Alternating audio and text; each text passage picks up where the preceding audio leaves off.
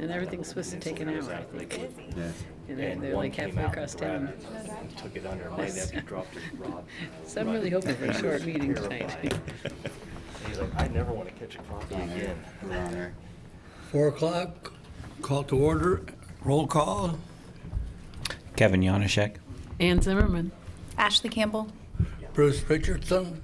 Larry Pankratz. Paul Gebhardt. John Miller. Request staff confirmation that the Kansas Open Meeting Act required notice has been properly provided. It was. A little backwards, but that's okay. Do we have any guests? No guests? Citizens Forum? None either?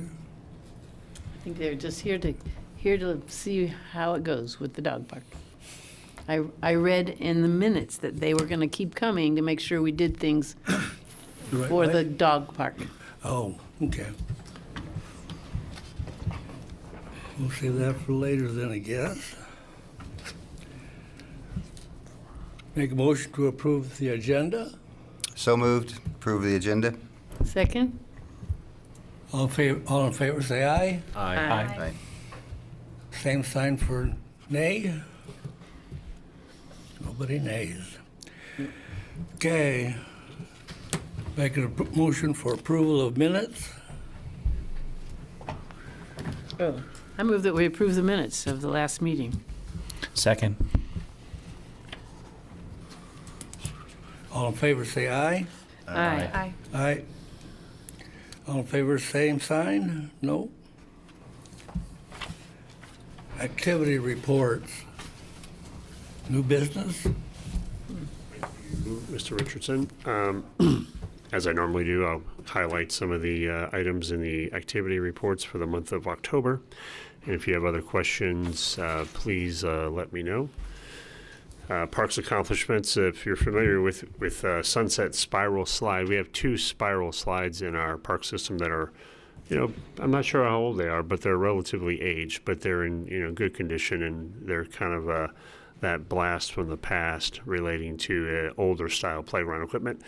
And so we have to put some more time and effort into maintaining those, and we did find a company to paint the Sunset Spiral Slide, treat it for kind of a rust inhibitor, and then paint it with a final coat. Playground inspections, we do playground inspections once a year. We have staff that reports to dentists that are certified playground inspectors, and we do that at least once a year to make sure we are on top of all of our playground equipment. Plus it helps develop our playground replacement plan. Moving on to landscaping, as you can see, they planted 18 trees in the month of October around the city. In overseeded Bill Burke fringe areas, Magnolia Soccer Complex, did some irrigation repairs at Bill Burke to get the grass seed that they did put in September, September, October, to improve that. You see the picture of the Under Cemetery landscape to the Marymount sign. I really love that Marymount sign. It's really nice. And I'm probably skipping over quite a bit here, but I want to jump to special events. The community Halloween party, having 720 children attend that event at the field house. The girls 5A state golf championship at the golf course, October 22nd and 21st and 22nd. I think it rained that weekend, but it seemed like they had a good event. I'll jump to facilities maintenance, assuming Travis wants to talk about athletics and fieldhouse accomplishments. We are preparing, we said we met with contractors at Pestinger Field for irrigation. We're putting in irrigation this month, hopefully, or I'm sorry, the month of December, at the new Pestinger Field to get that area behind the field and to the left and right fields, get grass growing in the spring. And we completed the remodel of the Kenwood bathrooms and recently gave a brief tour to the city commissioners of that Kenwood Park bathroom, which is by the train. We still have some work to do, but the bathroom is substantially complete. We have some sidewalk work we're doing there through a contractor. And also we have some electrical improvements in that park. We found some outdated electricity service to the park, and we need to improve that. So that's still forthcoming. But if Travis wants to talk about athletics and Fieldhouse, I'll let him do so. Thank you, Jeff. Yeah, October is very busy for us. We got adult volleyball going on, youth volleyball, youth flag football, NFL flag football. It's a pretty cool little program. And then our events. If you didn't know what that meant, it's Kansas Wrestling Coaches Association, Kansas Wrestling Officials Association. I think this is our third year now. A couple of us had some visions of bringing the coaches and officials together for an event instead of being separate under one house. And it's a good economic impact event, a 2-day event. We do host that in the field house. And if you recall, Smoky Valley does have a very large basketball tournament. And so we're trying to piggyback on that on the volleyball side. We did host their first volleyball tournament. It was 18 teams, and it wouldn't surprise me if that doubled or tripled or maybe a 2-day event moving forward. So a very good response out of the facility and the way the tournament ran there. So if you recall me mentioning Dave Atterkirk has been our recreation supervisor for several years, 5 to 6 years. He did move away on us, and we did replace him with Amy Wyatt. And so she's taken over. Main thing is soccer and helping me out in a lot of categories that I need help with. So she officially was on our team November 4th. We've had her on payroll as a part-timer for about a year and a half now, so good transition there. But she's taken over our youth soccer, and then they finished their season out at the Magnolia Soccer Complex. She's also responsible for kind of getting our adult softball going back again, and I think I mentioned this, maybe the heyday of adult softball's over, but we're getting that program kind of back, and we had 28 teams out there at Berkley Family Field, so good way to finish the fall out there. Something new, Kansas Westland hosted kind of a junior college showcase out at Dean Evans Stadium and Pestinger Family Fields this fall. More or less a recruiting for them, I think. Question on that. What sport? Baseball. Baseball. Sorry. Okay. That's all right. Kansas Westland Baseball hosted a junior college showcase. Good recruiting event for them, and 8 out-of-town teams, and they just kind of play a round-robin type thing out there. Pretty good event. USA Softball, as you know, is a very good organization we have a partnership with, and they ran their fall state tournament at Bill Burke, utilizing all the fields, and they had 34 teams. And that's about the cap for Bill Burke, by the way. 34 is about, for a one-day event, is about the most we can get in there, and it's packed, but it's a good thing.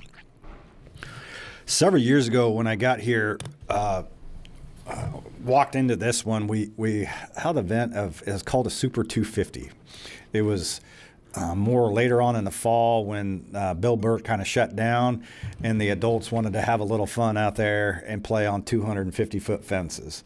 And, well, with all of our fence improvements, we don't have those 250-foot fences anymore at Bill Burke, so we moved it up to Berkley Family, brought in some portable fencing, and let them have some fun up there. So we brought that event back, and that's good to bring that one back. So is that like fast pitch or slow pitch? It's slow pitch, yeah. And they do a duck soup sometimes. You got to bat opposite-handed or run the bases backwards or whatever it is. But this is just a one-pitch Super 250. So you get one pitch, that's it. So it's very, very fast. And either you hit it over the fence or you really don't. But very fast. What's the usual fence? 300. Okay. For all the It'll take, fields? for adults, it takes a decent poke to hit it over 300, but it doesn't take much to hit it over 250. So that's all I got. The last page of the activity report is an image, or 4 images. I put it in here because we have a hand in not in doing the art. I want to make that clear. We have a hand in the trash corral. These are in the downtown. There's 14 trash corrals in the downtown area. And we have a small part in that through facilities maintenance to provide some logistics for the maintenance of those. And it's with a partnership with Salina Downtown and Arts and Humanities to replace the paneling that are around those trash corrals with art.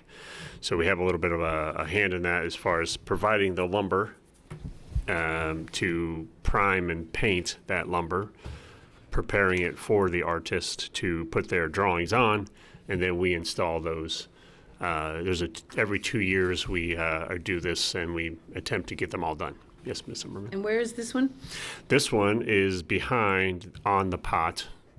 So there's an alleyway behind On the Pot and a parking lot there.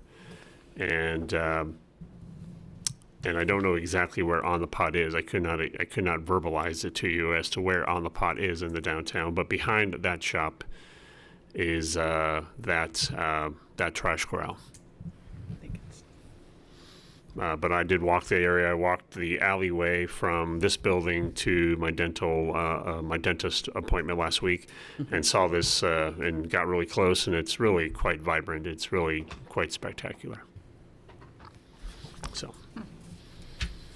if there's any questions that we didn't cover relating to the activity reports, please ask. Do you think that helps people put trash away? Those areas were originally created to kind of provide a corral for electrical transformers and such. Somehow over the course of the years, people started tucking their dumpsters, trash dumpsters in those areas. I'm not sure if it helps with trash or other activity there, but Maybe it makes them smile. Smile. Yeah, they'll smile, they throw the trash away. Yeah, there you go.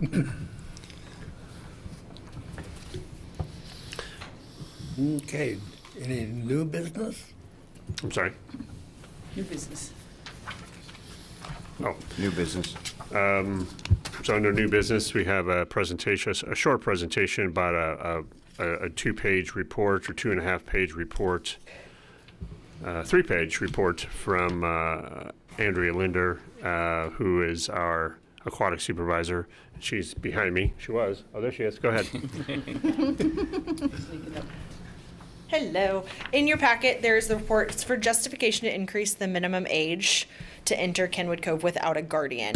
And our definition of guardian is 18 years and older coming in. So right now that age is 8 years old. We are asking to raise it to 10 for a couple of different reasons. There's some more in-depth in your packet, but I will just hit a couple of the big topics. One big one is the safety concern.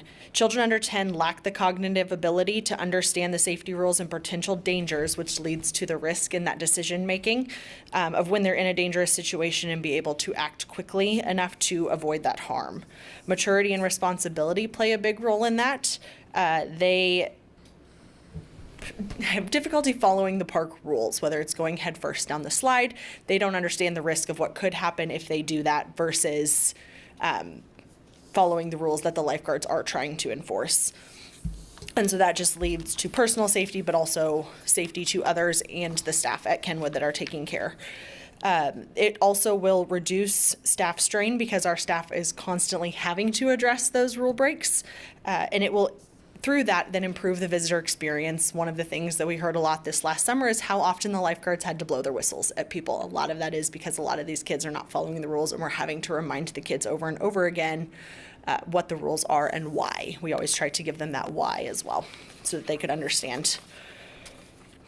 That is also going to then improve the operational flow, making it a smoother experience for staff as well as the visitors that come into the park. We are still encouraging parental supervision for if you come into the park with your kids, but coming in at 8 years old and say we have to get in and rescue them, a lot of the 8-year-olds have trouble telling us mom and dad's name, phone number, address, things like that, versus a 10-year-old who knows that information a little bit better. We do have number 6 in this is our expert recommendations. We talked with our city risk manager, Nancy Schuessler, who is very supportive of this as it will reduce the number of safety-related incidents. And we also spoke with our insurance carrier, who agrees that it will reduce the liability by minimizing the number of incidents involved. So I am asking for your recommendation to take this report to the city manager to increase that age from 8 to 10. So Andrea, how long have you been involved with aquatics? I have been in aquatics for 17, almost 18 years. So you've been involved with this a lot, where people Yes, just drop the kids off and you're stuck with them. Yes, Yep. it happens a lot. And 8 years old here in Salina is the youngest. Both of my facilities that I ran in Indiana were actually 13. That's what's, I was surprised it was this low here. How is that enforced? I mean, like an 8-year-old typically isn't going to have an ID or something like that. Like, do you just ask? We when ask their okay. age when they come in. A lot of them, I'll be honest, a lot of our 8-year-olds, they have parents have purchased memberships. And so all they do is come up and scan that. When they get that membership, we have to put in, if they're underage, we have to put in their birthday, which then tells us that age. And it pops up when they come in and scan so we can see if they're 8 or not. Yep. What about some kind of like height requirement?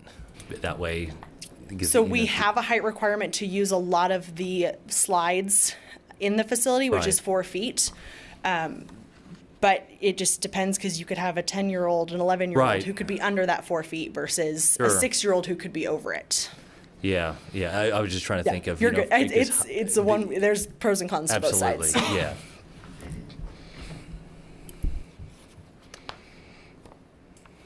Seems like you've done a lot of work. It seems like that you're making a reasonable request. Yeah. I don't think we are hearing any objections. I don't know. If I can add just a tidbit, prior to Andrea being the aquatic supervisor, I was the aquatic supervisor, and it was kind of like one of those things, kind of on the hard pile, and Andrea's taking it upon herself to try to get it off the hard pile. In a typical water park environment, 8 years old is not the norm. It's much higher usually to allow a child to come in without a parent or guardian. And we think 10 years old is a fair compromise to require someone under 10 to be with a parent. Can I ask what the discipline process is for, like, if you have an 8-year-old that is there with an adult, what is the process of getting the adult involved if they're not following the rules, if that makes sense? Typically, if my lifeguards see the same rule over and over again, they usually call a head guard over, and at that point, the head guard will speak with that, and this is for any age if they have a guardian there. We will then go speak with that guardian.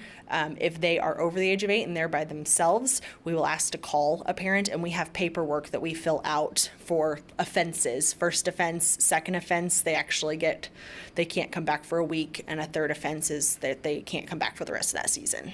Okay. For over that age, but obviously our first step is trying to contact that guardian. Okay. I was just looking at, you have this 8 to 10, and what happens if the 8-year-old comes, but they have a parent, but the parent's not paying attention? It probably happens very regularly, frequently. yes. Or if the parent leaves. I mean, Correct. they could be there for a while and then just leave. So do they sign anything when you do a membership that they're agreeing to follow the rules, that the city is not liable for some of this, potential accidents and things like that? They do not when they sign up for the Okay. membership, but we have all of those rules posted at the gate when people are coming in. Okay. And a lot of memberships are bought. Some are bought here at the Parks and Recreation office prior to season, but once season opens, a lot of people buy them at the facility. Okay. And so they see all of those rules, and they're posted around the park. Okay. Additionally, the rules are posted on our website, if that helps. Any further discussion? Do we need to make a motion? I think we do. I'd make a motion to go ahead and accept the change from 8 years old to 10 years old with the new requirements. I'll second it. All in favor, say aye. Aye. Thank you. All against, same sign. Passed. Thank you, guys. Nice job.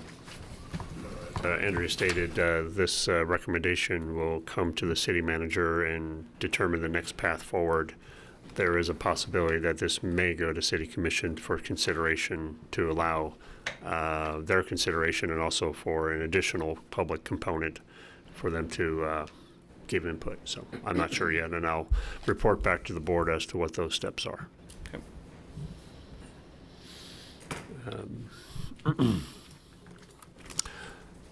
The next item on new business, if you recall, we have another board that is for Berkley Family Recreational Area. As part of the requirements of that board, there is a position on that board as a liaison to that board from the Parks and Rec Advisory Board. The previous person to that board was Denny Walgren, who used to serve on this board. His term was completed, and he was not reappointed to the board. So we're coming back to you today to have a discussion and possibly discussion between the board members as to who that person possibly could be. I'll let Travis talk about some of the details of that board and the obligation, how often they meet and things like that. So go ahead. Sure. And if you recall, when Dean Evans, the renovation project started in light, and then a lot of change, a lot of great things happening, is when this advisory board kind of came to light. There are, I think, 7 members, a couple of us from the city, the Kansas Westland athletic director. There's a few baseball enterprise positions on there, and we meet 4 times a year. Not a lot. 4 times a year. It's usually on the second Monday of the month. It's 11 a.m. to usually get over at 12:30. We have people remote in too, so not a lot of time, but people on that board are generally interested in baseball or softball and kind of have a passion for it, because that's where a lot of the discussion kind of lies, in the facilities and or programming to signage to operations to you name it. So we've had a pretty full agenda, moving from start to now. Have a lot of good discussion that we consider on and then take that moving forward. Right. So some of the roles of that board are the discussion of fees, the rules of use for turf fields at Pestinger Family and Dean Evans. So, yeah. So if anybody has a nomination or an interest on this board, then we'll entertain that. I would definitely have an interest in that. I mean, baseball and softball are my 2 loves, so. I figured you might. Yeah, so, yeah, if nobody else wants to. I was going to I would be recommend you, happy. actually, but I figured, I'm glad you volunteered. I am so. going to recommend you. Just for a little further information, I don't think Travis said it, that typically it's pretty standard, the months. January, so right before that spring season gets going, and then we meet in May, so right before the summer season kind of gets going, and then August before the fall season gets going, and then November. So and then I do have those dates and times and everything well in a year in advance, so If you need an alternate, I'll be there for you. Do we need to make an official? I'd make a nomination that Kevin Janaszek is on the board. I'll second it. All in favor, say aye. Aye. Aye. All against it, same sign. Motion passed. whether you like it or not, welcome, Kevin. Yeah. All right. Thank you. Yep. And I imagined Travis will send you some details before the end of the year about that next meeting and where we meet at and set the field house. So, Okay. last item on new business, I started wanting to do this more frequently, program spotlight, and Sarah Hageman, who's at the podium right now, is our recreation supervisor who's responsible for several programs, therapeutic recreation, special events, and our summer camp. But we want to do a program spotlight on her program because there's been quite a bit of changes since she's been hired, and quite a bit of changes since we had to basically pause that program during COVID and brought it back with Sarah's employment or Sarah's hiring. So I wanted to give her a few minutes to go through, and we wrote a nice little piece, and she wrote it actually, and so go ahead, Sarah. Well, thank you for introducing me. I am Sarah Hageman. Therapeutic Recreation is one of my hats, in addition to some of the others that Jeff spoke on. Just kind of wanted to recap what we were doing. Prior to COVID, they were meeting a couple times a week. Post-COVID, we have found that 1 day a week has been good programming for us, just for the matter of the other activities that are going on, whether they be participating in Special Olympics or at day services or similar programs. But we do anything ranging from, bowling, going out to eat. We'll do game days at the field house. That may be board games, that may be games on the basketball court or on the turf. But I really let my participants have an input in what we're doing. If they ask me what we're doing next month, I ask them what they'd like to do, just so I am keeping them engaged and active and interested in the activities that we're actually programming for them. Two strategic partnerships that we have kind of gotten going. One is with the library. They program for us 2 Tuesdays a month, so the second and third Tuesday. We are utilizing some of their equipment, their staffing as well, to do programming that I wouldn't otherwise have the resources to do unless we were going to utilize their services. The second one is with the Blue Thunder Special Olympic team. We have combined our calendars, so if they have any activities going on that are not their competitive sport specific, so during the summer, for example, they would play pickleball or disc golf at one of the parks. I would include that on our calendar, so everybody that got my calendar knew that those other activities were going on. And we have both seen increased participation in the activities that we have on both sides of it. And as well as being able to provide kind of some facility usage for them. They utilize the Carver Center for a good majority of the summer, doing dance and yoga on Monday evenings. So it's been a good partnership to provide them a place to participate when they have their activities, but also combine to provide opportunities for a better majority of those participants. Kind of future objectives were listed, just fostering those relationships. And there's one program in town that I've had a couple discussions with people, and the Night to Shine event, if you aren't familiar, it's basically their prom. It had not happened since 2020. I will not be taking the lead on that. I am just a individual that wants to help get that back up and going. But that is something we are very hopeful in getting started. One other program that we missed on my little outline for you is we have just submitted we will be the first in our area to provide Can Play. It's adaptive programming for sports. So we'll be able to offer soccer, basketball, diamond ball, which is a mix of baseball, softball, flag football, floor hockey, and track and field programming for anyone that wants to participate.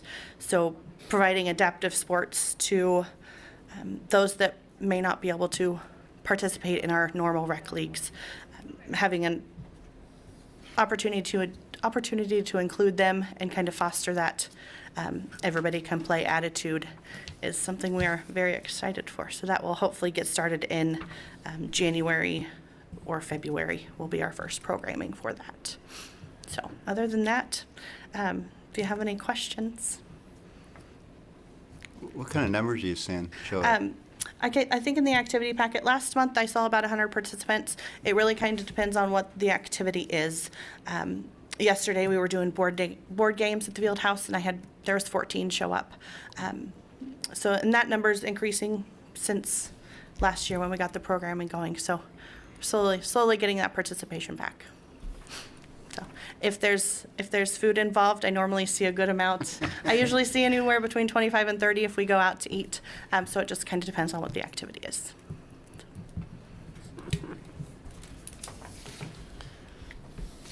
Glad to see the Night Shine is getting back up and going. I'm very hopeful that it'll be this spring. Very hopeful. Thank you. Yep. Thank you. Thank you.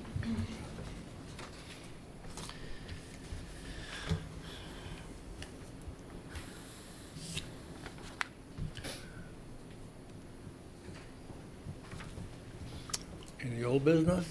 If I may, I know it's not on the agenda, but if I may talk about Berkley Dog Park during underneath the old business section.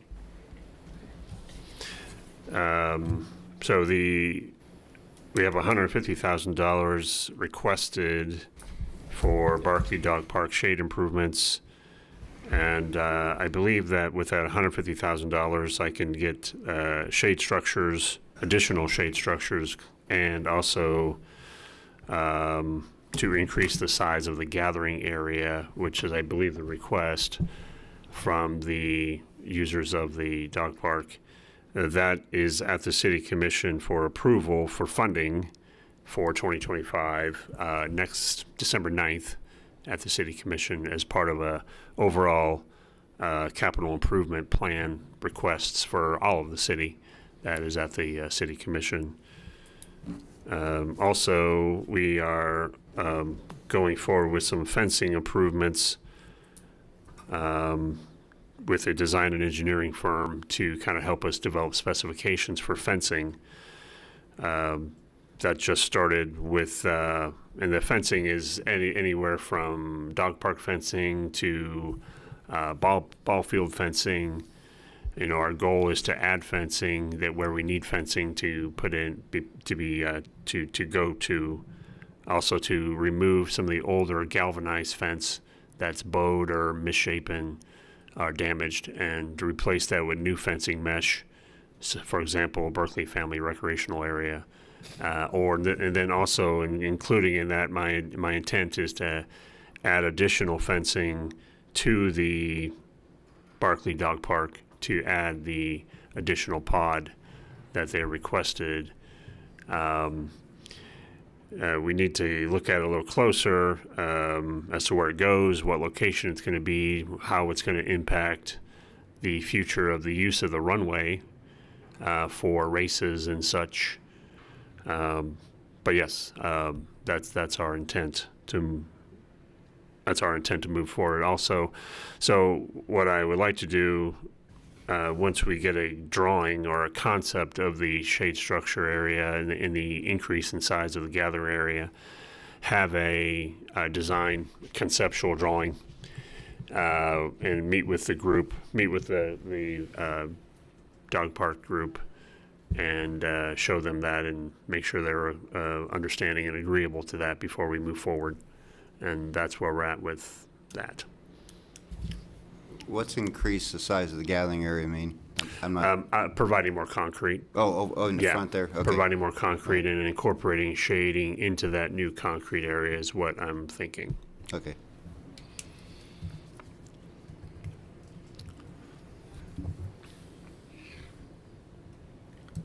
Is that it for old business? That's all I had for old business. Thank you. Anybody else have small business? Project updates. So Pastinger Family Stadium, it's coming to that final stages. There's not a whole lot of activity been going on for about 2 months now, a month and a half. But like I said in the staff reports about irrigation going in, that irrigation will go in hopefully before the end of the year, which will prepare us to seed and sod small portions, sod a portion of the area behind the fence to get that grass growing in the spring. Also, there's some fencing improvements that are still going on. Some of that I saw today. There's some safety fencing that's going up to protect balls from flying out of Dean Evans and potentially hurting someone. They're replacing a couple pieces. They're in the punch list phase, so they're coming down to the end to try to correct things that need to be corrected. As I previously mentioned, Kenwood Park bathrooms, which I'm probably going to take off the list after this meeting, are substantially completed as to that remodel. They're moving on to the Oakdale bathrooms that are similar of those two older style bathrooms in Oakdale Park. And we'll have those done here in the spring. And then at that time, we'll move on to other bathrooms, including the bathrooms that are at the pickleball complex there and also Lakewood bathroom. And I have Oakdale Park on bathrooms. So we've already started demo of the Oakdale Park bathrooms. When I mean the two older style bathrooms that are usually closed for the season, closed for the winter. We went to bid today for Jerry Ivy Memorial Park improvements. The bids went out today. December 12th, they are due. And we'll hopefully, before the end of the year's out, we'll be able to have a contractor selected, and they'll be prepared to start in January.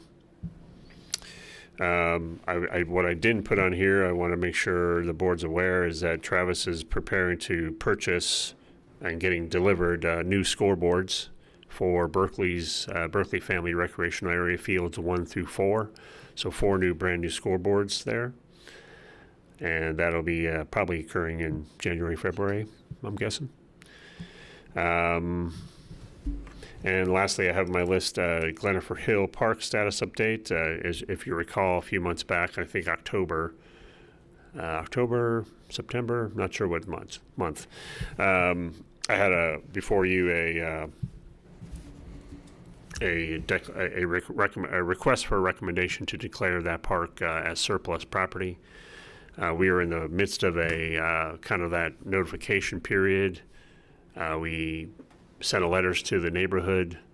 We have something on our website saying that this is the resolution that the city commission approved to declare it as surplus. And then after that, there's a protest petition period to allow for the neighborhood to actually protest the sale if they wish. That expires or ends December 5th. And once that protest petition period ends, the city has the opportunity to do a request for proposals to make it available for someone to purchase. And that's all I had under project updates at this time. Let me ask you, is that park, if it weren't a park, would it be residential? Or is there some kind of zoning that prevents or that determines what would be made there? I'm sure whoever is the purchaser and we transfer the title to that purchaser, they would choose to have it rezoned as to whatever their desired use. Okay. Yes. But potentially residential, potentially, I don't know. Okay.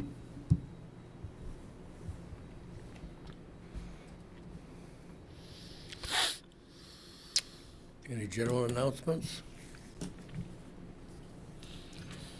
None from staff, I believe. Okay.